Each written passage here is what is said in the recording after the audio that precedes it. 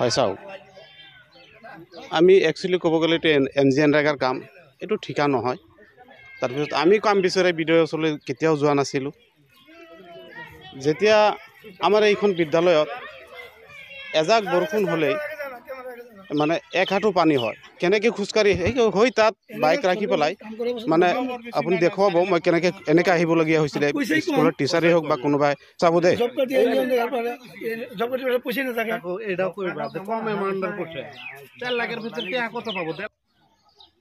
এইখন পথাৰত এনেধৰণে খোজকাঢ়ি আহিবলগীয়া হৈছিলে তাৰপিছত আমাৰ এই অঞ্চলৰ ৰাইজে মিলি এইখন বিদ্যালয়ৰ পৰিচালনা সমিতিৰ কমিটিখনে সংযোগ হৈ একেলগতে মিলি যেতিয়া আমি খণ্ড উন্নয়ন বিষয়া অজয় সিংহা ছাৰৰ ওচৰত গ'লোঁ যে ছাৰ আমাৰ ইয়াত এনেকুৱা এটা সমস্যা হৈ আছে গতিকে ইয়াৰ যদি সমাধান কিবা আপোনাৰ হাতত আছে তেন্তে আপুনি এই সমস্যাটো সমাধান কৰি দিয়ক NGNৰেগা কি বস্তু আমি আগতে বুজি পোৱা নাছিলোঁ তাৰপিছত খণ্ড উন্নয়ন বিষয়াজন নিজে এই স্থানত উপস্থিত হৈছেহি আহি পেলাই তেখেতে চাইছে পৰিস্থিতি চাই মেলি তেখেতে আমাক ইয়াত কথা দি গৈছে যে ইয়াত মই NGNৰেগাৰ অধীনত মাটি ভৰাই দিম তাৰ বাহিৰে মতো আৰু একো কৰিব নোৱাৰোঁ গতিকে মাটিৰ কামটো কৰাই দিম তে আমি ৰাইজৰ মান্তি হৈছোঁ মাটি যদি ভৰাই দিয়া জেগাটো ডোখৰ ওখ হ'ব তেতিয়া পানী ইয়াত নজমে এয়া পথাৰ দেখুৱাই চাইছে আপোনালোকে এই পথাৰৰ লেভেলত আছিলে একেই মাটি তাৰপিছত যেতিয়া মাটি ভৰাই দিলে ইয়াত ভৰাই দিয়াৰ পিছত আমাৰ এই বৃহৎ সমস্যাটো সমাধান হ'ল কিন্তু এই কামটোৰ ওপৰত কোনোবা এজনে সিদিনাখন নিউজ কৰিছে দেখা পাইছোঁ মোবাইলত নিউজত যে এই কামটোৰ ওপৰত বোলে এটকাৰো কাম কৰা নাই বা এক পাচি মাটিও পেলোৱা নাই তো তেখেতক মই আপোনালোকৰ মাধ্যমেৰে নিমন্ত্ৰণ জনাম যে আপুনি আমাৰ গাঁৱৰ বাসিন্দা নহয় কোনোবা এটা গাঁৱত থাকে আপোনাৰ যদি সৎ সাহস আছে তেন্তে আপুনি আহি এই 2 নম্বৰ আদাবিটি LP স্কুলৰ কেম্পাছখন পৰিদৰ্শন কৰক আৰু কৰি পেলাই আপুনি যে সিদিনা নিউজটো কৰিলে এই নিউজটো আপুনি কি সঁচা কৰিছে নে মিছা কৰিছে আপুনি নিজেই এনচাৰ দিয়ক আৰু লগতে মই এটা কথা কওঁ এনেকুৱা ভুৱা নিউজ প্ৰচাৰ কৰাৰ কাৰণে যিসকল ব্যক্তিয়ে কৰে এই ফিল্ডত নাহি পেলাই ঘৰতে বহি মনে ইচ্ছামতে যি মন যায় তাকে বকি থাকিব গোটেই অসমৰ ৰাইজক ভুল এটা নিউজ প্ৰচাৰ কৰি দিছে গতিকে মই আপোনালোকৰ মাধ্যমেৰে মই বিশ্বনাথ সমষ্টিৰ বা বিশ্বনাথৰ জিলা উপায়ুক্ত মহোদয়ক মই অনুৰোধ ৰাখিম মই বিদ্যালয় পৰিচালনা সমিতিৰ সভাপতি মই বিদ্যালয় পৰিচালনা কমিটিৰ তৰফৰ পৰা জিলা উপায়ুক্তক মই অনুৰোধ ৰাখিম যে এই মিছা ভুৱা নিউজ প্ৰচাৰকাৰীক ওপৰত আইনমতে যি ব্যৱস্থা হয় ব্যৱস্থা ল'ব লাগে আৰু লগতে আৰু ক'বলৈ গ'লে কালি পৰহি দিনাখন যিখন বাতৰি আমি মোবাইলত চালোঁ এই বাতৰিখন আচলতে সম্পূৰ্ণ ভিত্তিহীন মনাখজা কথা আচলতে সঁচা কথা ক'বলৈ গ'লে আজি বিজেপি গভৰ্ণমেণ্টত যিটো উন্নয়নমূলক কামৰ যিটো অগ্ৰগতি আমি দেখিবলৈ পাইছোঁ ব্ৰিটিছৰ দিনত যেতিয়া ভাৰতবৰ্ষ আমাৰ স্বাধীন হৈছিলে তেতিয়াৰ পৰা আমি ইমানখিনি উন্নয়নমূলক কাম আমি আজি কিন্তু যিদিনাখনৰ পৰা বিজেপি গভৰ্ণমেণ্ট আহিব সেইদিনাখনৰ পৰা আমাৰ এই অঞ্চলত আমাৰ এই গাঁৱত আমাৰ এই উন্নয়ন খণ্ডৰ অন্তৰ্গত যিখিনি পঞ্চায়ত আছে সেইখিনি কামৰ মানে যিটো আমি গতিধাৰা দেখিবলৈ পাইছোঁ এই কামৰ গতিধাৰাৰ ওপৰত মানুহ আকৃষ্ট হৈ আমাৰ মাইনৰিটিৰ মানুহখিনি আজিৰ তাৰিখত ক'বলৈ গ'লে 80% মানুহ আজি বিজেপিমুখী হৈ আছে আৰু এটা ভুৱা তেখেতে কৈছিলে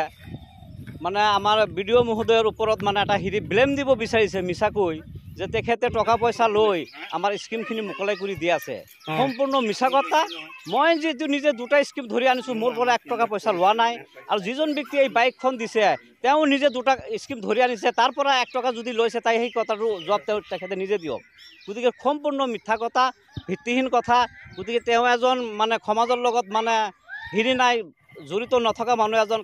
তেখেত সমাজক ভাল নাপায় সমাজ বিৰোধী কাম কৰাৰ কাৰণে তেখেত এটা সময়ত আমচুত আছিলে আমচুৰ পৰা তাক গোটেই উলিয়াই দিলে গতিকে এনেকুৱা মানুহক সমাজত কেতিয়াবা উন্নয়নমূলক কিবা বিচাৰে নেকি তেওঁ সদায় এটাই ভাবি থাকে মই কেনেকৈ মানুহ কাৰোবাক লেং মাৰি আগবাঢ়ি যাব পাৰোঁ নেকি তাৰ মনোভাৱ তেনেকুৱা ধৰণেৰে থাকে গতিকে যিখিনি কথা তেখেতে কৈছে সম্পূৰ্ণ ভিত্তিহীন সম্পূৰ্ণ মিছা আমাৰ বিডিঅ' ছাৰ যিদিনাখনৰ পৰা আমাৰ চুতীয়া উন্নয়ন খণ্ডত জইন কৰিছে সেইদিনাখনৰ পৰা আমাৰ এই অঞ্চলত উন্নয়নৰ মানে ঢৌ আহি গৈছে। গতিকে তেখেতে কি ধৰণৰ কথাবিলাক কৈ আছে আমি বুজি পোৱা নাই। গতিকে তেখেতে এজন ফাল্টু মানুহ হয়, তেখেতে এজন দুৰ্নীতিপৰা মানুহ হয়। এইখিনি মানুহৰ কথা আমাৰ ৰাইজে যাব নালাগে। গতিকে আৰু বিশেষ ক'বলগীয়া নাই। তেখেতে 2টা কাম ইতিমধ্যে লৈছে, 1 টকা নিদিয়াকৈ লৈছে। আমাৰ লগৰে হয় মানুহজন। তেখেতক আমি লাগি ভাগি দিছোঁ যে তুমি ভাই 2টা কাম আনা, 1 টকা দিব নালাগে বিডিঅ' ছাৰক। আমাৰ কথা মতে তেখেতকো 2টা কাম দি দিছে ইতিমধ্যে। গতিকে সেইজন মানুহ যদি এনেকুৱা খাই পাত ফলা নিচিনা কথা কৈ থাকে, তেনেকুৱা মানুহৰ আৰু ভৱিষ্যতে কি উন্নতি কৰিব পাৰিব? খণ্ড উন্নয়ন বিষয়াজনৰ নাম এই অজয় সিংহা।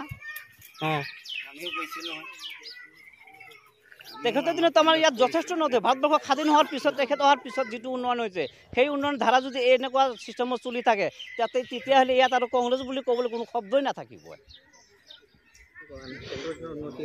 চাওক, খণ্ড উন্নয়ন বিষয়াজন যদি দুৰ্নীতিবিদ মানুহ হ'লেহেঁতেন, তেতিয়াহ'লে তেওঁ নিজে এই ফিল্ডত আহি এইবিলাক চোৱা চিতা নকৰাকৈ স্কিম চেংচন কৰাই দিলেহেঁতেন। তেওঁ নিজে যেতিয়া ফিল্ড ভিজিট কৰিছে, কৰি পেলাই স্কিমটো চেংচন কৰাই আনিছে। আৰু বিনিময়ত আমাৰ পৰা তেখেতে কেতিয়াও এটা তামোল, পইচাটো বাদেই দিয়ক, এটা তামোল খাব বিচৰা নাই। আৰু তাৰ এই যে ভুৱা নিউজ প্ৰচাৰ কৰাৰ কাৰণটো হৈছে, মূল কাৰণটো মই আপোনালোকক কৈ দিছোঁ। আমাৰ এই অঞ্চলটো আছিলে কংগ্ৰেছী মানুহ, এই গাঁওখন এই অঞ্চলটো পূৰা কংগ্ৰেছৰ আছিল। বিজেপি যেতিয়াৰ পৰা আহি লাহে লাহে লাহে লাহে মানুহখিনি